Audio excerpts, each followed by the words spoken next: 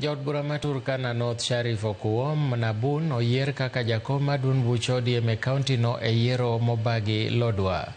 Nabuin manoyudo kura 29 noyombo nyawadgi Paul manoyudo kura 9. Osingo mating'o duond bura no malo kendo kwayo joma olo e yiero no mondo mi kik dar kawuok e duond buch ODM. Jomoko manoyier gin jalup jakom Abraham Losinyen, jagoro Mohamed Ali Lokiru kaachiel gi jakeno Agnes Ekai. The people of Turkana have embraced this party for the longest. We've elected leaders through ODM, and we're still going to elect leaders through this party.